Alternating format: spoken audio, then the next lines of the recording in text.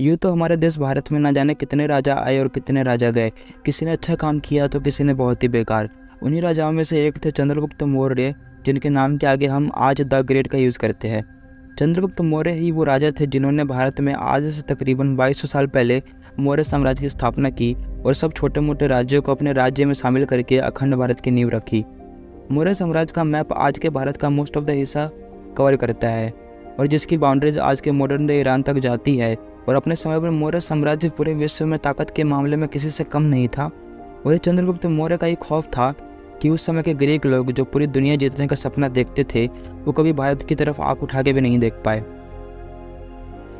ये तो मौर्य साम्राज्य की स्थापना साल 321 BCE में हुई थी, लेकिन उससे पहले पूरे भारत में कोई पावरफुल एम्पायर था तो वो था नंदा एम्पायर, जिसके अंडर इंडियन सब कॉन्टिनेंट का मोस्ट ऑफ द लैंड आता था। नंदा एम्पायर का जो आखिरी राजा थे वो थे द इनफेमस धनानंद, जो अपने बुरे कर्मों के चलते काफ़ी प्रसिद्ध थे।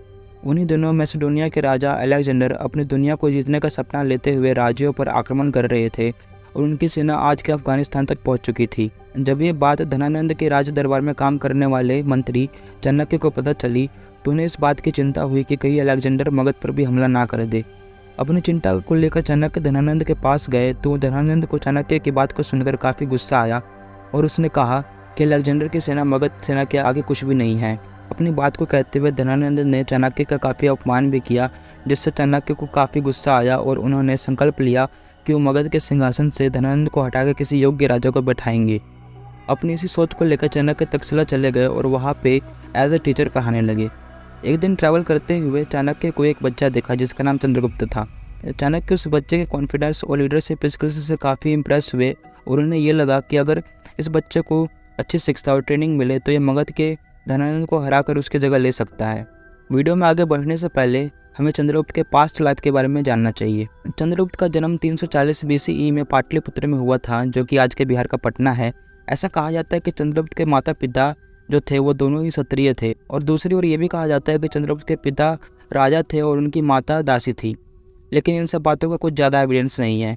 हाँ, तो अब आते हैं मेन कहानी पे। चाणक्य चंद्रगुप्त को लेकर तक्षशिला चले जाते हैं और उन्हें काफ़ी अच्छी तरह ट्रेनिंग देते हैं, जिससे चंद्रगुप्त कुछ ही सालों में काफ़ी पावरफुल वॉरियर बन जाते हैं। 323 BCE आने तक अलेक्जेंडर, जो किसी कारणवश से उसका जो पूरा दुनिया जीतने का सपना था उसे छोड़ देता है और अपनी आर्मी को लेकर वापस अपने राज्य मैसेडोनिया लौट जाता है और वहाँ पहुँचने के कुछ ही दिनों बाद उसकी मृत्यु हो जाती है। 321 BCE तक कुछ ही सालों में चंद्रगुप्त के पास भी खुद की एक आर्मी आ गई थी, जिसमें वही लोग शामिल थे जो धनानंद के अत्याचारों से पीड़ित थे। चंद्रगुप्त उस टाइम का जो गांधार राज्य था, जो कि आज का अफगानिस्तान का कांधार है, वहाँ पर आक्रमण कर देता है और वहाँ के राजा को हराकर उसकी जगह ले लेता है। धीरे धीरे चंद्रगुप्त अपने राज्य को एक्सपेंड करते करते मगध तक पहुँच जाता है और एक विशाल सेना को लेकर मगध पर हमला कर देता है। चंद्रगुप्त और धनानंद के बीच में काफ़ी खतरनाक लड़ाई होती है, जिसमें धनानंद की हार होती है और उसे अपना सिंहासन छोड़ना पड़ता है। इसी के साथ चंद्रगुप्त सिर्फ 20 साल की उम्र में मगध के राजा बन जाते हैं और मौर्य साम्राज्य की स्थापना करते हैं। मगध जीतने के बाद चंद्रगुप्त ने चाणक्य को अपना मंत्री नियुक्त किया, अपने राज्य को और भी ज़्यादा एक्सपेंड किया।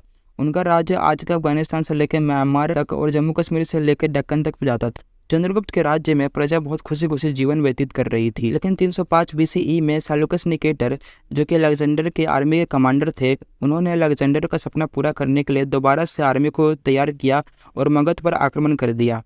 तब तक मौर्य एम्पायर काफ़ी पावरफुल हो चुकी थी, तो निकेटर की आर्मी वहाँ जरा भी नहीं टिक पाई और उनकी बुरी तरह हार हो गई।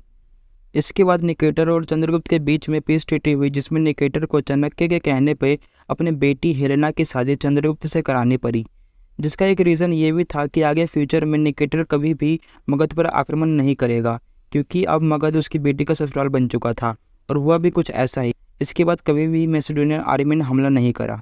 तो दोस्तों, ये था आज का वीडियो और वीडियो में अगर आपको मज़ा आया तो आप एक लाइक और कमेंट कर सकते हैं और अगर आप जानना चाहते हैं इसके बाद की हिस्ट्री तो आप सब्सक्राइब कर सकते हैं हमारे चैनल को, क्योंकि कुछ ही दिनों बाद हम इसका नेक्स्ट पार्ट अपलोड करने वाले हैं।